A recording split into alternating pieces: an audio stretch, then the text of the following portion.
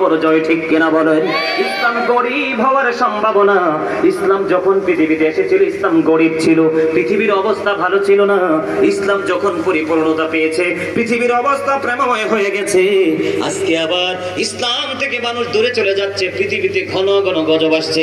আপনারা জানেন কিনা জানি না, আমি আপনাদেরকে মনে করে দিই, গভীর ভাবে খেয়াল করবেন।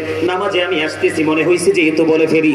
আপনারা সিরাজগঞ্জের দিকে বন্ধু, গত কয়েকদিন আগের মেসেজ আমি পেয়েছি, এত বেশি পরিমাণে স্ট্রোক বেড়েছে, অসংখ্য ছেলেরা, অসংখ্য রোগী এই স্ট্রোকে আক্রান্ত হয়ে মারা গেছে।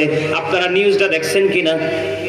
সকাল প্রতিদিন হসপিটালে ভিড় জমাচ্ছে, কন্টিনিউ বন্ধু স্ট্রোকে আক্রান্ত হয়ে মানুষগুলো মৃত্যুবরণ করতেছে।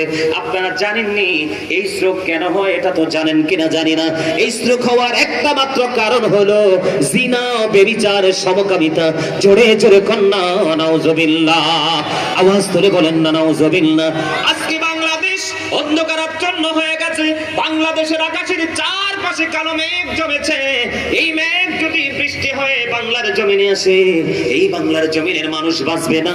এই জন্য এখনই আপনাকে আমাকে সচেতন হতে হবে, জিকিরের দিকে নিজেকে ধাবিত করতে হবে, সন্তানদেরও জিকির করানোর জন্য ট্রেনিং দিতে হবে।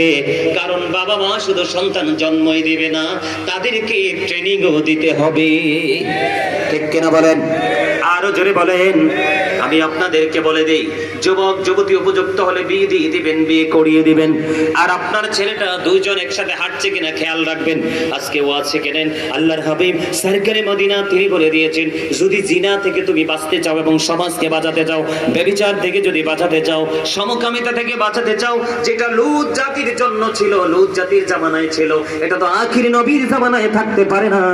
এটার জন্য রাসূল বলেছে, ও বন্ধু তোমরা শুনে রেখো, দুইটা যুবতী মেয়ে একই কাঁথার নিচে ঘুমাতে পারবা না, একটা যুবতী আরেকটা যুবতীর লজ্জাস্থানের দিকে তাকাতে পারবা না। আল্লাহ রাসূল বলেছেন, ইয়াং মেন যারা, যুবক যারা, তোমাদেরকে বলে দেই, আল্লাহ রাসূল বলে দিয়েছে, যুবক যারা হয়েছো, একটা যুবক আরেকটা যুবকের লজ্জাস্থানের দিকে তুমি তাকাতে পারবা না। একটা যুবক আর একটা যুবকের সাথে একই খাটে, একই জায়গায়, একই বিছানায়, একই চাদরের নিচে, কি কাঁথার নিচে ঘুমাতে পারবা না। এইটা যদি তুমি করতে পারো, তাহলে জিনা ব্যভিচার সমাজে আর কোনোদিন ধরা দিবে না, ঠিক কিনা বলেন?